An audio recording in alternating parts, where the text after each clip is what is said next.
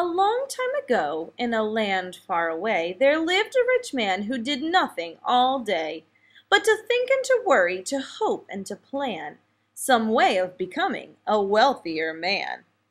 From his house to his fields each day he would walk to look at his crops, every leaf, every stalk. Then he'd climb to the top of his great storage bin, where he kept all his grain, and he'd sit there and grin. He watched as his slaves labored hard in the sun to put grain in the bin, loading ton after ton. As he carefully counted the loads as they came, he would think of his riches, his wealth, and his fame. A few hungry birds in the skies overhead saw the big bin of grain, and downward they sped. Oh, how happy they were, for at last they could eat. They landed and started to dine on the wheat. But when the rich man saw them eating his grain, he screamed and he kicked and he waved his big cane.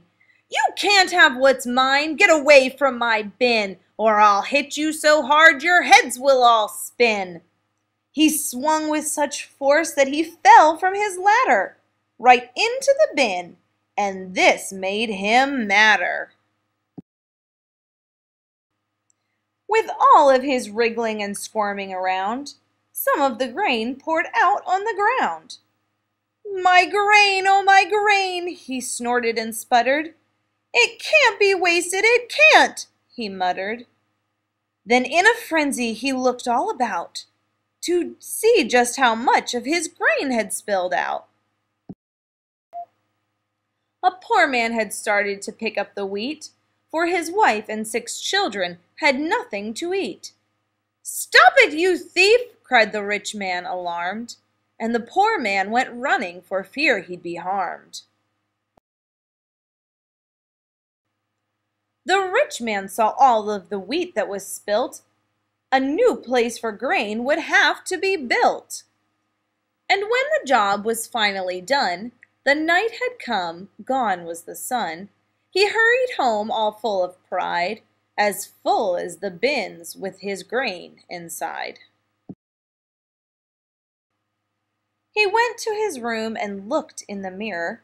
He talked to himself, and he saw a good hearer. "I really am a remarkable guy. My riches will last till the day I die. I'll wear fine clothes that are made of gold thread, with gems on my belt, on my hands, on my head. I'll eat and I'll drink, I'll dance and be gay, and plan bigger things the rest of the day." With a yawn and a stretch, he turned to his bed. "I'll think of my future tomorrow," he said. Then looking once more at each wonderful bin, he drew up the covers and tucked himself in.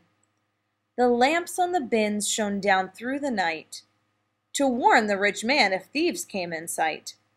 His treasure of grain was part of his plan, to be each day a much richer man.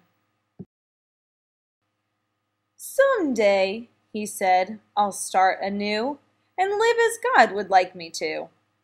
But first things first, myself I'll please, and live my life in wealth and ease." But that very night he died in his sleep, with no one to mourn him and no one to weep. This man had been selfish with all of his wheat. He had offered no grain for the hungry to eat.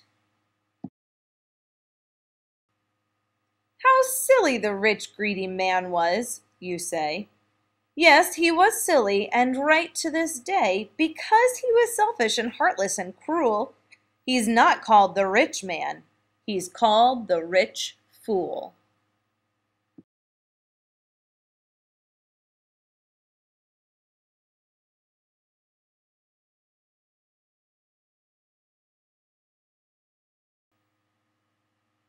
Jesus and his followers had stopped along their way while traveling through Samaria that hot and dusty day.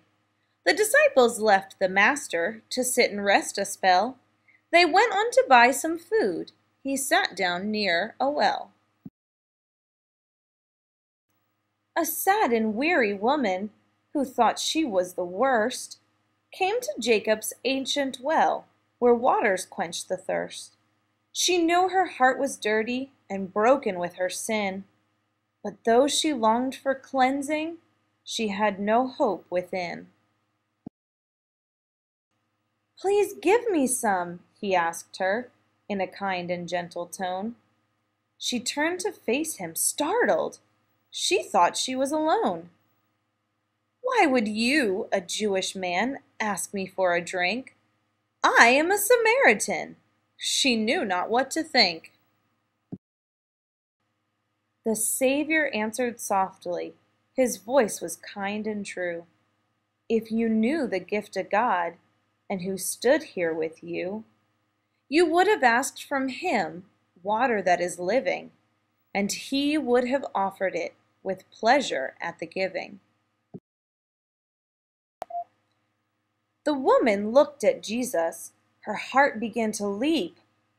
"But, sir, you have no bucket. The well is very deep. Where is this living water? Who are you? Please do tell. Are you greater than Jacob, the one who dug this well?" "The water of this well is good," said Jesus with a smile. "But drink it now, and you will see you'll need more in a while. The water that I offer you neither see nor swallow. It's for the soul instead of lips. You need only follow." "But, sir, I am a sinner. Can God still want me now?"